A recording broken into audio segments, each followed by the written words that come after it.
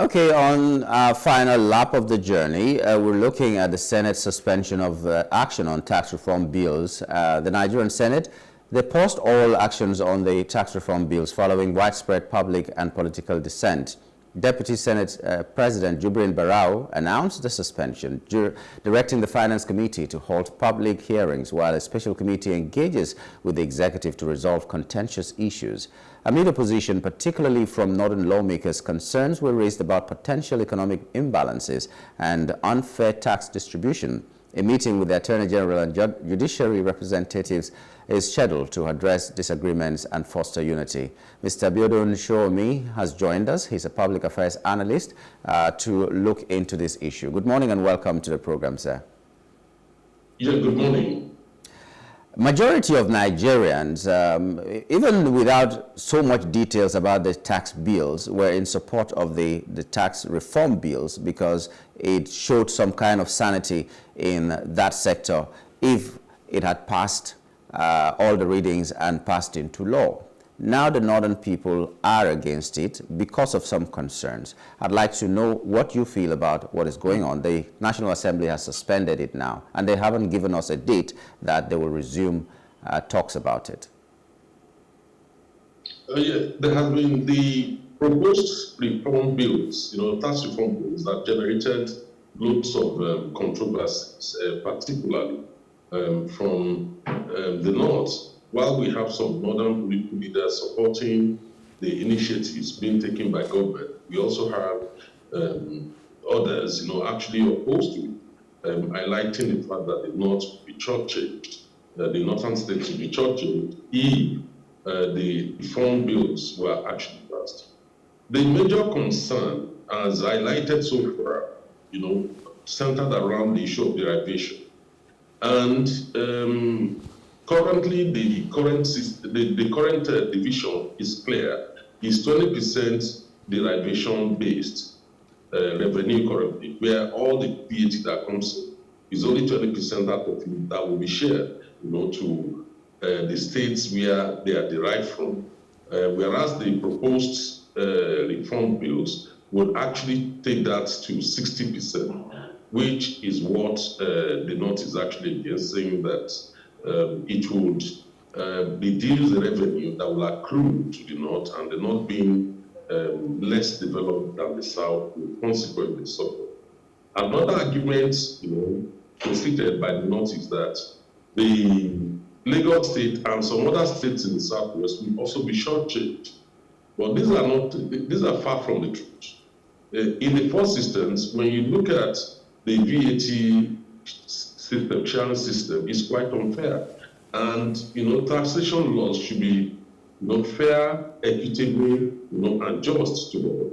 What the federal government has proposed, the bill, proposed by the federal government will address, the lopsidedness in the taxation system. In the first instance, on the issue of individuals should benefit, from the reforms. Given the fact that, let me give you a good example. If you go to a restaurant and you are paying, say, 100,000, 120,000 for a meal, 20,000 out of it is VAT and consumption tax. So therefore, what the government seeks to do is to remove that away so that people are not, paying tax on food consumed in the restaurant. Consequently, that will save 20,000 from a bill of 120,000 naira. Individuals, everybody will benefit from that. Then you have the other situations, removing taxes from agricultural, pharmaceutical products, and so on and so forth, in a way that many people will benefit from that. Everybody buys medications at one time or the other because it falls in. So people will benefit from that. In another sense, again, it actually raised the bar, for tax collection from individuals. Anybody earning 800,000 below, would no longer be eligible to pay as you earn income tax. Companies earning 50 million or below as turnover will no longer be required to pay the company tax. For me, this will help a lot of small, medium enterprises. And we are talking about over 80% of businesses in Nigeria that are struggling today to survive. So I see a lot of positive in that. There's also the aspect of multiple taxation, which that bills, are aimed to tackle, and that will make ease of doing business better. It will attract, make the country more attractive for foreign direct investment. Now, particularly on the concerns of the North, the northern governors, it's quite clear that Lagos will not benefit more. Lagos, Rivers, and Rivers State will probably, hand less than what they are handling currently. The reason is this: most of the headquarters, as a result of militancy in the Niger Delta in the years past, most of the oil companies' headquarters actually relocated to Lagos, and currently they are paying VAT, from all their operations, from Lagos. So therefore, all those money, billions, are attributable to Lagos rather than where the operations were actually based. They were headquarters-based allocation. So that will correct that in the sense that wherever the economic activity is taking place and being consumed is where VAT will be attributed to.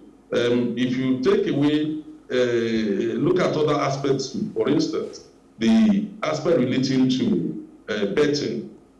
In many states in the north, they have laws against betting, against consumption of beverages like alcohol, and therefore those products are seized and destroyed, even in transit, without it being consumed within those states. So it's immoral for some other states, to allow betting and allow consumption of beverages like alcohol, to take place in their state, and then the revenue accruable are now divided and given to states that forbid those kind of businesses. So for me, I think this is fair, it will be just, and it will be right, for that reform to take place. Otherwise, it will take time. If you say I can't do betting shops, which is worth over 200 billion on its own, in any state, why should that state, collect VAT accruable to the federation from that betting operation? If you say I cannot, sell alcohol and I cannot establish a beverage company in a state, to distribute or produce alcohol, then why do you want to benefit from the VAT, on that? So it's quite clear that that's where many states are concerned about. Rather than looking at how to generate productive activities within their state, they are thinking about just money. They're not thinking about value-based accruable, income. So there's no way how any income should not be value-based. Where did we generate it from? And now what these bills try to do is to actually ensure that all the states of the federation are beneficiaries. That is, the VAT will be based on where you consume the products produced and not necessarily where the factory is based or the headquarters is based. So everybody will benefit from VAT from petrol, from virtually every good sold in different parts of the federation. So rather than Lagos State and Rivers State being seen to be potential beneficiaries, I actually see them as they will actually lose revenue as a result of the new bill. In fact, the northern states will be better off, and so many other states in the southwest, the southeast, in the south will be better off, with the new tax reform bills. It will actually encourage productivity. Everybody will focus more on production rather than sharing money in Abuja. Well, my people will say, that means you trained a tortoise inside a wooden gong. These big wooden gongs that are used in the community. So if you train a tortoise there and it grows inside, for you to be able to remove it, you'll have to destroy the gong. And it's a problem to you at that point. I think that is what has happened in Nigeria now. Nigerian states have been trained to get from where they did not sow, to reap from where they did not sow. That's what is happening in oil. Oil is produced in one place and then distributed everywhere. Gold is produced somewhere else that we don't hear much about the other mineral resources that are produced in other states of the Federation as much as we hear about oil. So now this innovation has come and everybody is jittery. So they're like a child that has been spoiled. That is what it looks like. So, but I don't know if they go and have these discussions and that critical point of the VAT is removed from these tax bills, do you think it will still have the bite that it needs to have? Because I think that's a very critical issue that is different from everything else, is more different than anything else in that in those bills. So if they remove it, has it not been watered down to nothingness, more or less? No, I don't think they can remove it. What I think those who are opposed to the bill, what I think they're trying to do is to negotiate the derivation down from 60% to 40%. Currently, it is 20% derivation. That's what they're trying to do, and I'll tell you why. Because there's no other option. We should not forget that there are two subsisting court judgments on this issue, saying that VAT is on the exclusive, is on the residual list for states, is not the exclusive list, is not, the federal government should have no business, getting involved with it. So what I think the Tinubu administration is trying to do is to stop a Supreme Court, to stop this issue from getting to the Supreme Court, where we will have a final judgment, because the law is so clear that it is not on the exclusive list, it is on the residual list, which means all the states in the federation should be collecting the VAT. But what the federal government is trying to achieve is to stop the issue of multiple taxation. Because if you produce, say for instance, coke in Lagos, and then you are selling it in Ogun, the situation will be that this company will pay company tax because the coke consumed in Lagos will also, they will have to pay VAT on it, on all the products leaving that company to Ogun State. Whereas when they get to Ogun State, Ogun again will now charge on the product which they have paid VAT on in Lagos before they are transported to that state. That is what the federal government is trying to stop, to make sure that VAT is only paid once, where it is consumed, not necessarily where it is produced or where the headquarters, of those companies are based. So therefore, since we have two court judgments, and in the view of the federal government, it is better to create, harmonize the tax system in a way that tax is only paid once, VAT particularly, is only paid once, rather than being paid in multiple states, at the same time, because they will have the right to charge on it, that look, it's being consumed here, we also have the right to charge on it. Whereas what the government is trying to do is to stop that from happening. So if, I cannot see how they will stop the reform bills, because stopping the reform bills means the total collapse of the VAT system. Those who are complaining today will now be worst hit if should that happen, because what level of economic activity, are generating the VAT which they collect currently? Can that really be justified? Of course, my guess is no. So therefore, they will actually suffer more as a result of that. So because of that, they will allow it to go, but they will probably water down the derivation from 60% probably to 40 or 50%. Okay.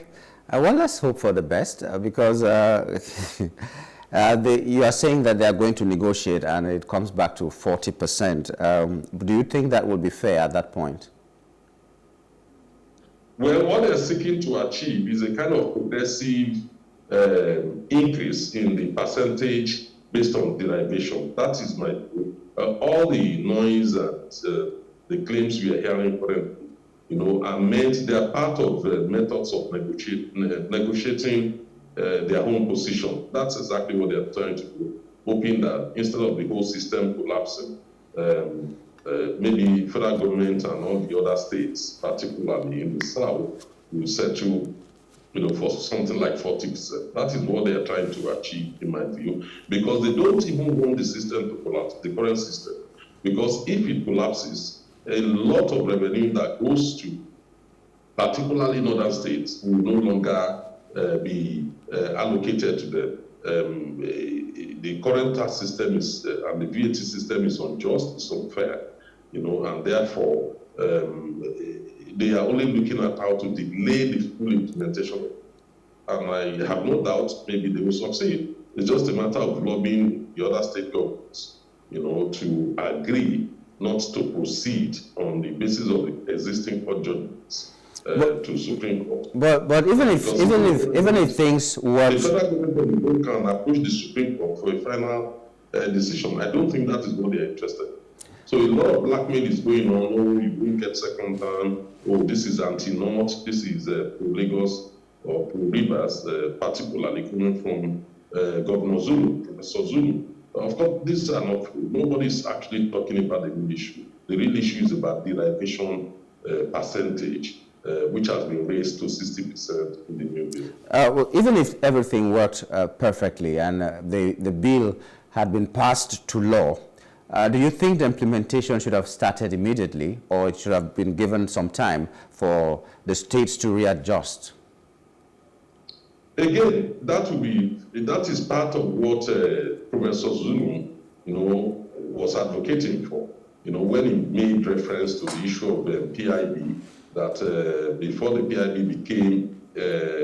was passed into law and became the PIA, that it took 20 years. But nobody can wait for 20 years on a matter already decided by the courts, and therefore the issue of rushing it is out of it. But what they're trying to advocate is like what they did with the Supreme Court judgment, on local government fiscal autonomy, which has been delayed. The Supreme Court has made the position of the law known, but they've been negotiating with the presidency to say, look, give us some months to comply, give us some months to comply. Initially October, we now know by the end of this year, there's another new deadline. Or is it this year or January next year?